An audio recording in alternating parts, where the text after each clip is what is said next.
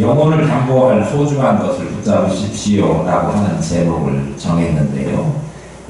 그런 제목 하에서 두 가지 중심되는 질문을 제가 본문에서 답을 찾아보려고 합니다. 하나님께서 일찍이 신정왕국 이스라엘 왕이 될 사람에게 세 가지를 많이 가져서는 안 된다고 신명기 17장에서 밝힌 바 있습니다. 여러 차례 말씀을 드렸는데 뭐 세 가지 많이 두면 안 된다고 그랬지요? 말을 많이 두면 안 된다. 말을 많이 하지 말라가 아니고 하는 말을 많이 가지지 말라입니다. 그건 오늘날로 말하면 군 병력을 너무 많이 두지 말라, 군대 무기 너무 많이 사지 말라, 그런 이야기예요. 왜냐하면 국방을 자기 나라의 힘 이런 것을 믿고 하나님을 의지하지 않게 될까봐. 신정왕국이라고 하는 이스라엘은 사실 싸우거나 전쟁을 하거나 무슨 일을 하면 그들이 부자여서 무기가 많아서 군대가 많아서 싸워서 이긴 것이 아니라 정말 아무것도 없고 물맷돌 뭐 이런 거 가지고 나가서 짝대기 가지고 나가서 싸워서 이긴 그런 하나님께서 이기게 하신 군대였잖아요. 그러니까 항아리 들고 횃불 들고 나가서 무슨 전쟁을 하겠다고. 그런데 그들이 이겼지 않습니까? 누가 이기게 하신 거예요? 하나님이 이기게 하신 거죠. 하나님을 의지해야 되는데 하나님을 의지하지 않고 병사들 국방력 많이 키워가지고 그거에 의존하게 될까봐 말을 많이 두지 말라. 또 하나는요, 금과 은을 자신을 위하여 많이 쌓아두지 말라 그랬죠. 금과 은 이거 쌓아놓고 거기에 탐욕스럽게 마음 뺏겨서 또 재물 많으면 대부분 다 어디로 갑니까? 네? 라스베가스 카지노 가잖아요. 그래서 탕진하고 하나님보다 더 즐거운 쾌락이나 뭐 오락이나 이런데 마음 빼앗길까봐 은과 금 많이 쌓아두지 말라 그랬어요.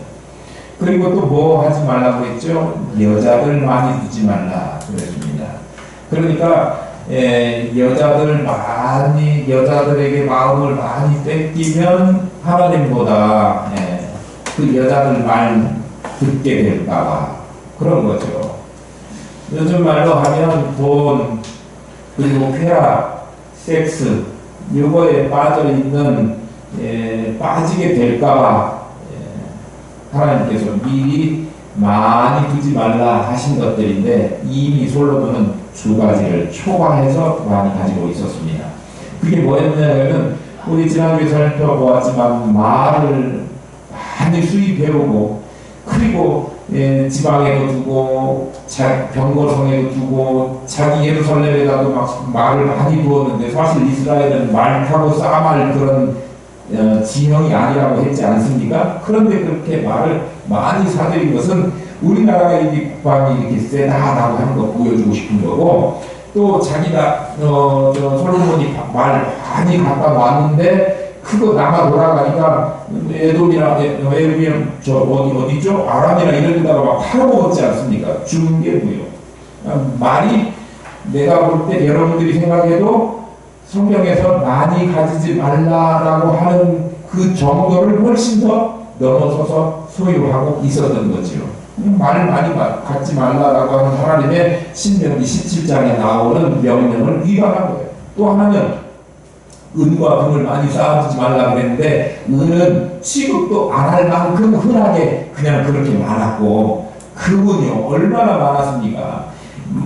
120 달란트 히람으로부터 또 누가 가봤죠? 시바의 여왕 그거 말고도 히람이 만든 배 건조해갖고 400달란트 또 국민들한테 매년 걷어들인 달란트가 666달란트의 금을 모았지 않습니까? 그러니까 금이요 지천으로 있었어요. 주체할 수 없으니까 그걸로 뭘 만들었습니까? 방패 만들었어요. 방패도 한 종류 아니고 두 종류로 그냥 세트로 만들어가지고 큰 방패, 작은 방패 만들어가지고 어디다가 백향목궁이 어디냐면 요새 지난주에 창원에 영빈관을 새로 만들어야 되네 말해야 되네 그래갖고 한다고 했다가 뭐 안 한다고 했다가 그래갖고 좀 시끄러웠었어요. 그런데 백향목궁은 외국에서 수입해온 그 고급 목재로 만들어서 외국 사람들 오면 막 거기 보여주고 초대하고 뭐 이런 데 그런 용도였던 것 같아요. 그러니까 거기다가 자기가 만든 금으로 만든 방패, 큰 방패, 작은 방패 진열을 해놓고 우리나라가 이 정도로 부강한 나라다. 큰 방패, 작은 방패, 그게 금으로 만들면 금이 얼마나 이게 부드럽고 웬만하면 뚫리지 않습니까? 방패가 뚫리면 방패입니까? 보여주기식 방패죠. 그러니까 실용적이고 쓸모가 있어서 만든 게 아니라 다 보여주기 위한, 과시하기 위한 것들을 많이 축적해 모았어요. 그렇게 하지 말라 그랬는데 그렇게 했어요. 두 가지나 위반했네요. 오늘 세 번째 위반하는 내용이 기록되어 있습니다. 근데 본격적으로 서서히 10장에서부터 솔로몬이 추락하는데 11장 오늘 읽은 본문 말씀을 보면 완전 하락하는 추락을 하게 되는 거예요. 그 세 번째 추락이 뭐였느냐? 그러면 솔로몬이 바로의 딸 말고 정략 결혼을 하면서 바로의 딸을 데려왔잖아요. 데려왔는지 거기서 보내가지고 이렇게 했는지. 바로의 딸이 누구예요? 그 당시에 패권을 장악하고 있던 애굽의 왕의 딸 아닙니까? 그러니까 대단히 솔로몬 이스라엘 입장으로서도 국격이 그만큼 상승했다라고 볼 수도 있지만 솔로몬도 저쪽을 잡아야 이 패권을 이어갈 수 있는 중요한 위치를 정할 수 있다 이렇게 생각한 거죠. 그러니까 윈윈 하자고 바로의 자기가 자기가 탈출했던 꼴도 보기 싫었던 쉽게 말하면 우리가 일본 일본 황제라고 해요? 일왕 천황 딸하고 우리 대통령 아들하고 결혼하는 거예요. 그 말이나 되는 소리요. 정서적으로 안 맞잖아요. 쟤네들이 만나고 어떻게 하다가 우연히 만나서 사랑해서 결혼해서 이해할 수 있겠지만 그냥 정략적으로 일본 여자 만나고 결혼한다 이거는 말도 안 되는 소리지 않습니까? 그런데 그런 일이 현실상에서 일어났어요. 그러니까 정략 결혼이요. 그래서 뭔가 이득을 얻겠다. 나라의 평화를 안위를 도모하겠다. 그런 거죠. 그런데 그 여자 말고 그 여자를 위해서는 궁궐도 새로 하나 지어줬지 않습니까? 그런데 그 여자 말고도 어마어마하게 많은 여자들을 자기 부인으로 맞이하게 된 것입니다. 솔로몬이 처음에 즉위할 때는 이상적인 왕이었어요. 얼마나 하나님을 잘 섬기고 모든 것을 하나님께 물어봤고 자기 사적인 용도로 쓰는 것보다는 하나님의 나라 신정왕국 백성들을 잘 다스리기 위한 통치를 하기 위해서 필요한 거 뭐예요? 지혜로운 마음, 재판 잘할 수 있도록 판단력을 허락해 주세요. 이렇게 했단 말이에요. 처음에는. 그런데 이게 이제 서서히 한 번에 바뀌지는 않았을 것 같아요. 한 번에 합동결혼식 통일교회에서 막 몇천 명씩 모아놓고 합동결혼식 하는 것처럼 700명 이쪽서 300명 이쪽서 그래가지고 결혼식 합동으로 하지는 않았을 것 같아요. 서서히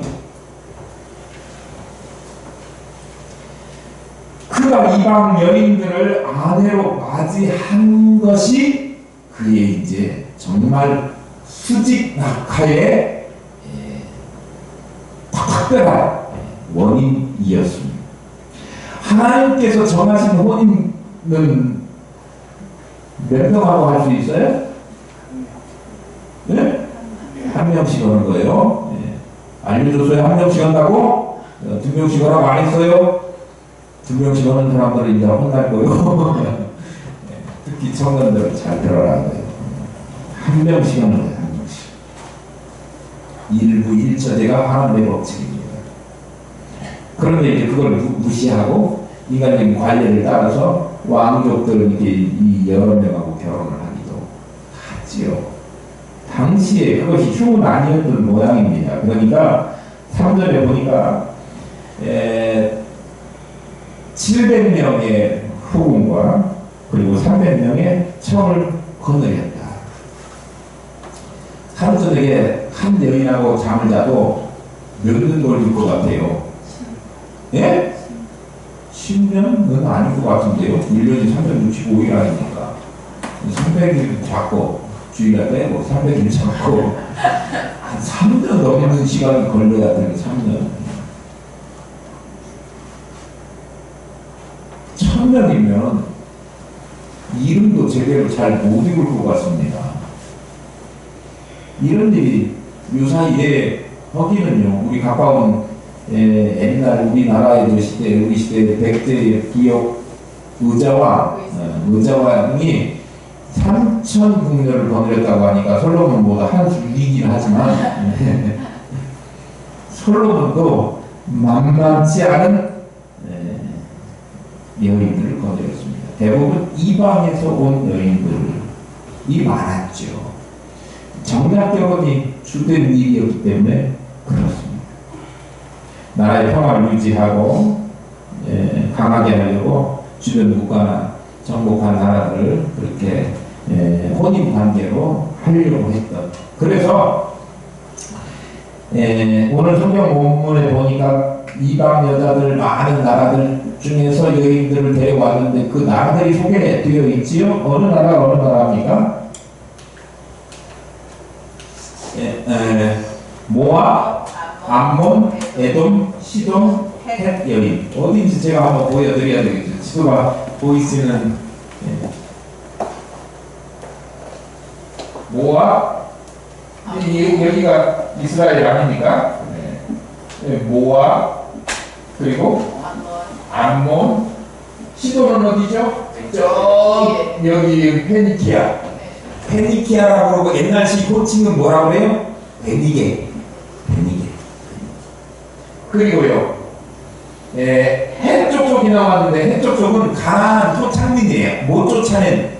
해쪽 쪽은 이 갈릴리 옆에 가나안 해쪽 쪽, 여수족 쪽, 두리족 쪽 뭐 이렇게 나오잖아요. 해쪽 쪽이 있죠. 그러니까 해쪽 쪽은 어디에? 이스라엘 본토 땅에 거하고 있는 사람들이기는 하지만 쫓아내지 못한 이방인들이란 말이야. 그렇죠? 예. 그래서 모압, 암몬, 시돈, 헷 사람들 중에 여인들 중에 정략적으로 또는 뭐 이뻐서 마음에 들어서 뽑은 여인들이 1000명에 달한다라고 하는 거죠. 솔로몬이 아내를 많이 두지 말라라고 하는 그 계명에도 그 명령에도 위반을 하게 됐어요. 왜 아내를 많이 두지 말라 그랬느냐? 그러면 우리 본문 2절에 보면 이미 모세에게 그 이방 여자들을 사귀게 되면 이방 여자들하고 혼인 관계 통혼을 하게 되면 그 여자들 말을 듣고 그들이 섬기는 우상에 빠져 하나님을 잊어버리게 될까봐 라고 하는 거예요. 인간의 연약함이 뭐냐 그러면 인간의 연약함이라고 할까요? 인간의 뭐 속성이라고 이야기할까요? 남자가 여자 말을 잘 듣는다는 거예요. 저도 여자 말을 잘 듣습니다. 네, 그렇잖아요. 대부분 동의하시죠? 그러니까 아무리 사소한 일이라고 할지라도 주부가 여자가 아내가 하는 이야기들을 남자가 무시하지 못하고 따라가게끔 돼 있는 인간의 속성을 잘 아시는 하나님께서 모세를 통해서 이스라엘 백성들에게 이방 민족과 통혼하지 말라. 당시에 이방 민족은 하나님을 모르는 백성들 이방 민족이라고 하지 않습니까? 그러니까 그 이방 민족은 하나님을 모르고 우상을 숭배하는 그런 사람들인데 같이 통혼한다는 얘기는 하나님을 모르는 백성, 죄 가운데 살아가는 백성, 그래서 죄로 오염될 가능성을 충분히 아시고 그들과 통혼하지 말 것을 미리 경고하셨어요. 그런데 그것을 어기고 이방 여자들, 수많은 이방 여자들을 불러서 자기의 후궁 삼고 처를 삼아 그렇게 정략적인 결혼을 했다고 하는 거죠. 정략적인 결혼은 그래 나라를 위해서 했으니까 너 자신을 위한 거 아니니까 잘했어. 그냥 그래 그럴 수 있어. 이렇게 이해한다고 하십시다. 그런데요, 꼭 솔로몬의 그 많은 여자를 둔 것이 정략적인 목적 때문에만 했을까요? 오늘 본문 말씀에 보니까 그 많은 여자들 하나님이 금하셨으나 그들을 뭐라고 했다고? 사랑하였다. 하나님이 통혼하지 말라, 교제하지 말라, 결혼하지 말라 그러면 그들을 사랑했다는 얘기예요. 사랑이라고 하는 말이 우리 신약에서는 하나님의 사랑, 예수 그리스도의 사랑, 아가페의 사랑 이렇게 하지만 여기에 나와 쓰여진 용어는 아하브라고 하는 용어예요. 아하브는 뭐냐 그러면 상대방 무엇인가를 소유하거나 특별히 상대방을 성적인 접촉을 위해서 갈망하는 그런 감정이 아하브예요. 그러니까 솔로몬이 그 많은 이방 여자들과 통혼하지 말라 하나님이 하셨으나 그들을 아하브하였다 그런 이야기죠. 뭔 얘기요? 사랑했다고. 결혼은 그냥 결혼이라고 할 수 있지만 마음까지 완전히 그들에게 육체적으로나 뭐나 다 빼앗겼다는 얘기죠. 결혼이 뭡니까? 결혼이 그냥 같이 사는 것이 결혼입니까? 상대방의 문화나 상대방의 어떤 감정이나 이런 것까지도 다 수용해주고 받아주는 것이 그런 결합이 결혼이요. 그런 생각 없으면 결혼하면 안 되죠. 예. 그렇기 때문에 그 결혼이라고 하는 문화와 관습까지도 인정하고 받아들이는 것을 전제하기 때문에 결혼이라고 하는 데에는 반드시 고려해야 될 것이 하나님을 섬기는가 그렇지 않는가, 기독교 신앙이 있는가 그렇지 않는가, 이것 고려해야 된다 그런 얘기예요. 그걸 전제하지 않으니까 이방 여자들이 궁궐을 대부분 다 차지하게 되고 그리고 결국은 그들의 말을 듣고 우상을 따르게 된 거죠. 이방 여자들하고 통혼을 함으로써 하나님으로부터 마음이 멀어지게 되고 더 나아가서 우상을 섬기게 되는 죄악의 뭐가 되는 거예요? 점진적인 죄악의 발전이라고 해요. 깊이 빠짐, 크게 생겨나게 되는 거죠. 그러니까 우리 하나님께서 이방 여자하고 결혼하지 말라라고 이야기한 것은 죄의 근원 시작부터 하지 말라 그런 이야기예요. 그런데 이런 일을 죄악의 기회를 내주지 말아야 될 것을 하나님께서 경고하셨는데 솔로몬은 이 경고에 귀를 막아버렸다 그런 이야기예요. 아무리 지혜롭고 강한 사람이라고 하더라도 하나님 말씀에 귀를 막으면 어리석은 판단을 하고 어리석은 행동을 하게 돼 있습니다. 하나님께 귀가 열려지시는 여러분 저 될 수 있기를 소망합니다. 아내들의 유혹에 설득을 당해가지고 솔로몬의 마음이 흔들렸어요. 하나님에게서 우상에게로 옮겨가기 시작하겠습니다. 하나님으로부터 돌아서게 되었습니다. 이 젊고 매력적인 여인들, 이방 여인들, 이스라엘 본토 사람들, 본토 여자들에게서는 느낄 수 없는 특별한 성적인 매력을 그들이 가지고 있었나 봐요. 그러니까 그들에게 완전히 빠졌어요. 우리 성경이 그렇게 우리가 읽은 감정은 그렇게 안 하고 있지만 이 쓰여진 단어들을 보면 그렇다고 느껴요. 아브를 봐도. 그러니까 솔로몬이 이미 눈에 들어서 막 그 여자 쏙 빠져 있는데 그 여자들이 요구하는 무슨 요구인들 들어주지 않겠습니까? 그 여자 만나고 싶고 같이 차 마시고 싶고 막 이렇게 하면 가방 사줄게 그러면 가방 사준다는 말에 쏙 넘어가가지고 요즘 여자들이 정신이 싹 나는 가방 100개도 사줄 수 있어요. 가방 3,000원짜리 좀 걸려서 막 팔더라고. 근데 그런 가방이 아니죠? 자기가 좋아하는 것을 해결해 주겠다고 하는데 솔로몬이 좋아하는 것을 이방 여자들이 다 욕구를 해결해 주는데 그들의 말을 들어주지 않을 수 없는 거예요. 그러니까 그 이방 여인들의 유혹에 눈이 멀어가지고 빠져있는 그 솔로몬에게 그들이 집요하게 요구하는 것이 뭐냐. 나 어렸을 때부터 우리 집안 대대로 섬겨오던 그 신들을 계속해서 섬길 수 있도록 해달라. 같이 하자. 같이 하면 얼마나 좋을까. 이렇게 요구하는 것을 솔로몬은 단호하게 거절하지 못하게 되었다 그러니 시작부터 안 했어야 되는데 시작한 것이 잘못인 거죠. 마약 손대면 안 되는데 손대면 끊을 수 없이 우리의 숨이 나가 멎을 때까지 하게 되는 거죠. 죄하고 마찬가지입니다. 그래서 성경은 뭐라고 이야기하느냐 하면 죄는 뭐도 모양이라도 버리라고 이야기하는 거예요. 죄는.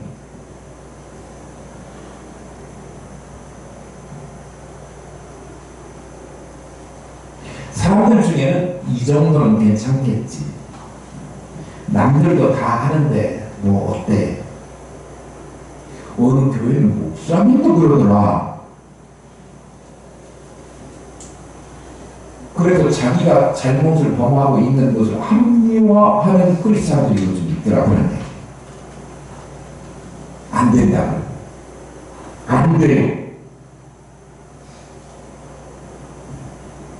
우리들에게 있어서 이 정도쯤은 괜찮아 라고 생각할 만큼 만만한 죄는 하나도 없습니다. 죄는요, 우리가 거기에 발 들여놓는 순간, 올컨이 잘 됐어. 내가 저는 물어서 완전히 사막으로 이끌고 갈 거야 라고 생각하고 있는 마귀가 마치 사자처럼 먹잇감 노리고 있는 사자처럼 그의 숨통은 졸라매서 죽을 때까지 포기하지 않고 인생을 붙들어가는 거예요. 그냥 죄가 시작되게 되면 마귀는 우리 삶 전체를 지옥의 불구덩이에 끌고 갈 수 있는 각오할 만한 위력을 가지고 우리가 죄짓기만을 기다리고 있는 거거든요. 한 발만 들여다봐라. 우리가 작다고 생각하는 그 모든 죄악으로부터 큰 죄악으로 나가게 되는 거예요. 우리 성당도 그런 거 있지 않습니까? 바늘 도둑이 거식이 된다. 거식이는 여러분들이 한번 생각하시고, 성경에 가장 강한 사람이라고 하는 사람이 누굽니까? 삼손. 성경에 제일 지혜로운 사람이라고 여겨지는 사람이 누굽니까? 솔로몬. 그런데 그들이 가장 큰 힘과 지혜를 가졌어도 그것 때문에 하나님의 말씀을 사소하게 여기게 되었고, 자기의 힘만 의지하다가, 자기의 지혜만 의지하다가 마귀에게 틈을 내주었어요. 결국 자기들이 죄의 자슬에 붙여가지고 파멸로 가는 그 열차에 올라타고 말았는데, 죄 앞에서는 아무리 지혜로운 사람도, 아무리 힘센 사람도 장사가 아니라고 하는 사실이에요. 솔로몬이 정말 지혜로웠다고 하면 그 발을 들여놓지 않았어야 되는 거예요. 그러니까 중요한 것이 우리가 꼭 기억해야 될 것이 뭐냐 그러면, 모든 죄악에 대해서는 어떤 것이 되건 여지를 남겨두지 말고 모든 죄악에 대해서는 빈틈도 기회도 제공해서는 안 돼. 제가 다시 한번 말씀드립니다. 죄는 모양이라도 내가 잘못 가고 생각하고 있다고 하면 멈추십시오.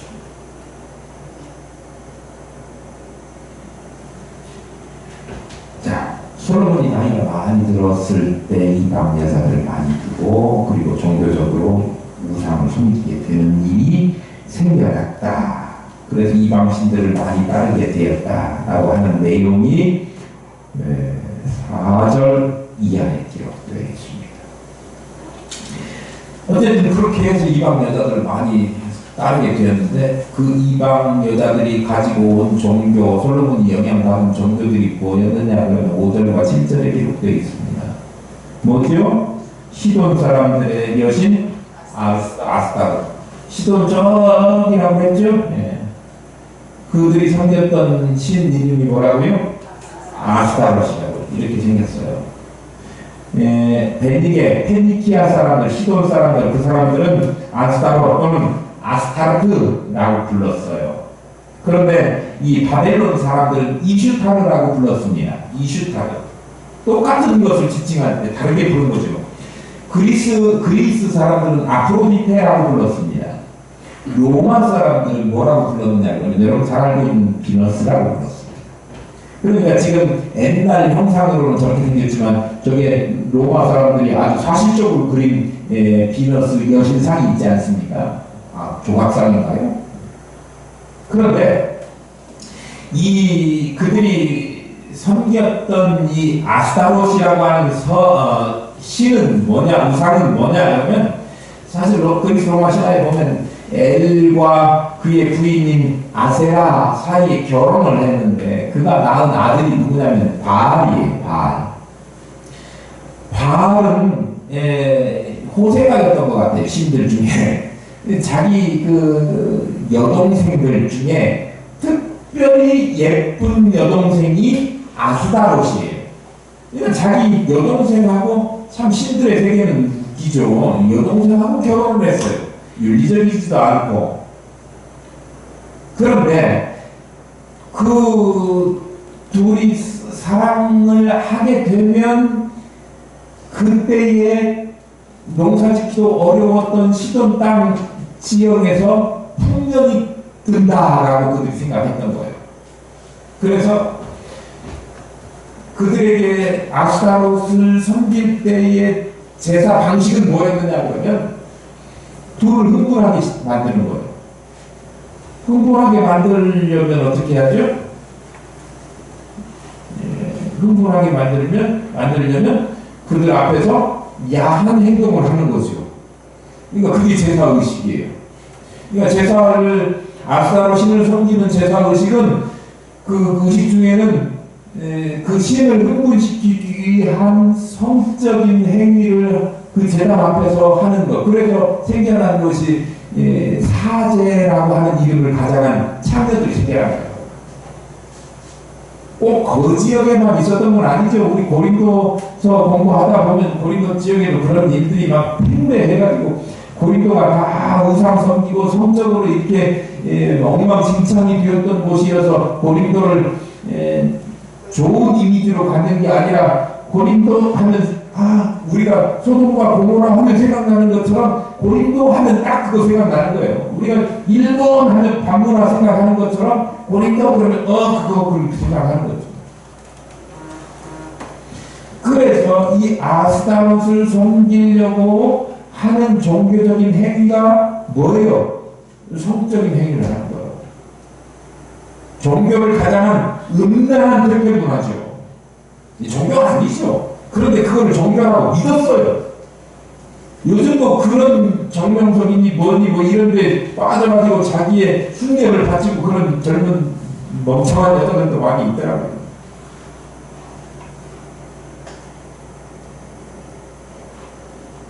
그리고 또 누가 있죠? 밀곰은 7장에 보면 뭐라고 나오냐면 몰록이라고 나오죠. 같은 거예요.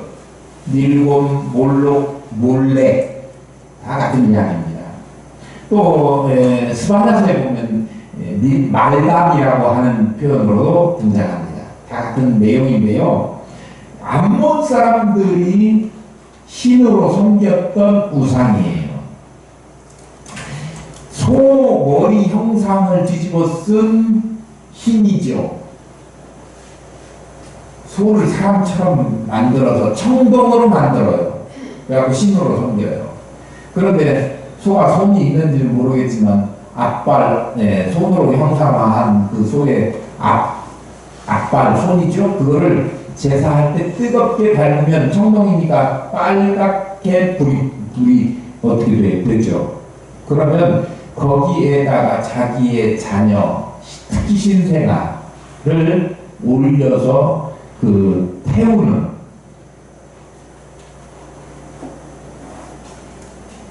그래서 이 밀곰을 제사하는 그런 의식은 정말 상상을 초월할. 누가 자기 자녀를 거기다가 제물로 바칩니까? 인륜을 어기는. 그리고 사람을 어떻게 제물로 바칩니까?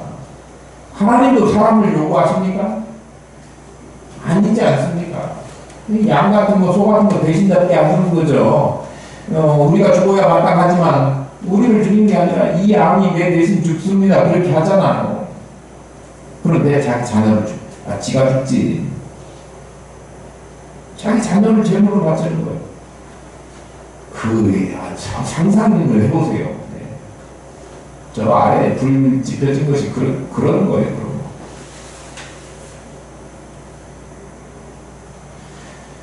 극도로 비윤리적이고 퇴폐적이고 잔인하고 사악한 이 우상을 섬기는 일인데, 7절에 나오는 그모스라고 하는 것도 역시 마찬가지로 몰렉과 비슷한 유형이 태양과 전쟁의 신호로 알려져 있는데, 모압이 수호신으로 여기는 신이에요. 이것도 자기 자녀들을 자기들이 그모스의 후손들이다, 자손들이다 라고 하는 것을 증명해 보이는 깊은 신앙심의 행위가 뭐냐 그러면 자기 자녀를 거기다가 바치는 거예요.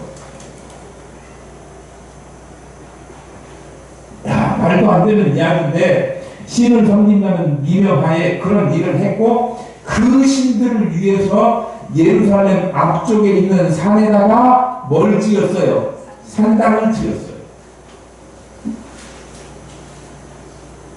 사실 산당에서 제사했죠. 솔로몬이 처음에 왕 되어가지고 지혜로운 마음을 주세요 해가지고 산당에 가서 했어요. 근데 그때는 성전이 완공되지 않았고 산당에서 그러한 일이 있었는데, 사실상은 산당은 이제 성전이 세워졌으니까 산당은 없어져야 되는 거고, 그래야 될 산당에 가서 우상숭배하는 일을, 우상숭배를 위한 산당을 만들었다 이거예요. 솔로몬이 누굽니까? 처음에 하나님의 선택을 받고 신적 왕국 이스라엘의 왕이 되어서 지혜로운 마음을 구하고 1차 번째를 드리고, 또 그런 것으로 자신의 통치 행위를 시작했고 하나님이 마음에 들어 하셨습니다. 솔로몬이 하나님께 자기 아버지 때부터 소원하던 성전을 지어드리는 그런 굉장히 놀라운 그 신앙을 가졌던 사람이 솔로몬이었습니다. 그런데 여호와의 이름을 위하여 성전을 지어 바쳤던 그 솔로몬이 이제 변해가지고 이제는 이방신, 그것도 말도 안 되는 음란하고 퇴폐되고 잔인한 신들을 섬기기 위한 산당을 만들어라, 그런 이야기. 솔로몬은 온 세상에 소문이 자자하게 부강한 나라를 만들었고 하나님의 임재의 처소로 성전을 아주 훌륭하게 지었지만, 그러니까 솔로몬에게 있어서 하나님 이야기를 빼놓고는 할 수 없죠. 하나님의 성전을 지은 사람입니다. 솔로몬 하면 딱 그거 아닙니까? 하나님의 관계되는 일을 하면 솔로몬을 생각하지 않을 수 없는데, 그가 하나님을 위해서 일했기 때문에. 그런데 그가 하는 일과 하나님과 그의 하는 일과 삶이 하나님과 동행하는 삶이었는가에 대해서는 조금 의문이 생기는 거예요. 어려워요. 다시 질문. 하나님 일을 하는 것이 하나님과 동행하는 것인가? 같은 것인가? 하나님의 일을 하지만, 교회 건축을 하지만 신앙이 전혀 없는 건축업자 있을 수 있어요? 없어요? 있어요.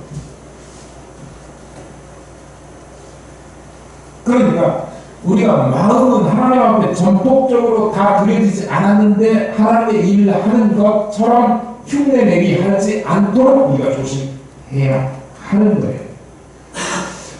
하나님과 아예 단절하고 살았던 사람은 절대 아니에요.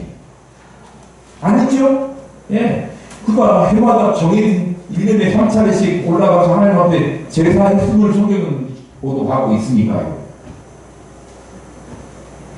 그러나 그가 현실적으로 우리가 오늘 보고 11장에 보니까 하나님보다 돈과 명예와 섹스에 집착했던 그런 인간적인 사람이었다라고 하는 것을 우리가 알 수 있다고 하는 거예요. 신앙을 내걸었지만, 신앙을 가졌다고 이야기하지만 거기에 우리가 몰두할 수 있다니까요. 이방 여인에 집착해가지고 온전히 하나님 앞에 바쳐지지 않은, 그러니까 그런 마음을 뭐라고 이야기하냐면 바르지도 않은 마음이고 온전하지도 않은 마음이고 온전할 수조차 없는 마음인 거예요. 나는 여러분들이 하나님 앞에 온전한 마음으로 예배하는 예배자들 될 수 있기를 소망합니다. 온전한 마음으로 살아가시기를 바라요. 우리 주님, 우리 하나님은 우리에게 온전하기를 원하시는데, 왜냐하면 하나님이 온전하신 분이시기 때문에 그래요. 하나님도 섬기고 이방 신도 섬기고 두 주인을 섬길 수 없다고 하는 사실입니다. 세상과 주님을 겸하여 섬길 수 없습니다. 저와 여러분은요, 한 가지 일할 때 한 가지만 해야 되는 사람이지 멀티플레이어로 이것도 하고 저것도 할 수 있는 사람 아니다, 그런 얘기. 특히 신앙적인 면에 있어서 하나님도 섬기고 저에도 가고 아니다, 그런 얘기. 사람은 그렇게 되지 않아요. 세상과 하나님을 동시에 만족시킬 만큼 능력자도 아닙니다. 솔로몬의 말년이 정욕을 따라서, 욕망을 따라서 재물과 명성을 또 쾌락을 쫓아가는 그런 영적인 타락을 걸어갔고, 그 길이 가져다주는 처참한 결과가 이제 오후 시간에 경고로 우리에게 들려질 것입니다. 나라가 쪼개질 것입니다.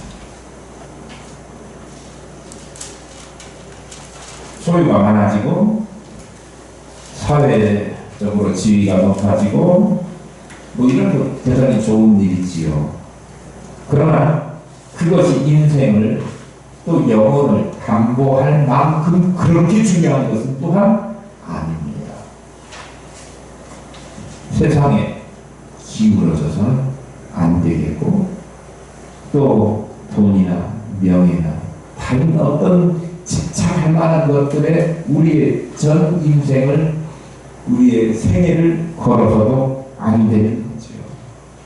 하나님으로부터 마음을 빼앗겨서, 마음을 옮겨서 그쪽으로 가서도 안 됩니다. 하나님으로부터 우리가 멀어지지 않도록 온 마음을 말씀에 강하게 붙들려서 온 마음 다해서 하나님만 섬기는 저와 여러분 되어야 한다. 오늘 본문이 그렇게 말씀해 주십니다. 그 말씀 명심하셔서 저와 여러분과 우리 자녀들이 하나님만 섬기는 복받는 은혜의 가정 되시기를 축복합니다.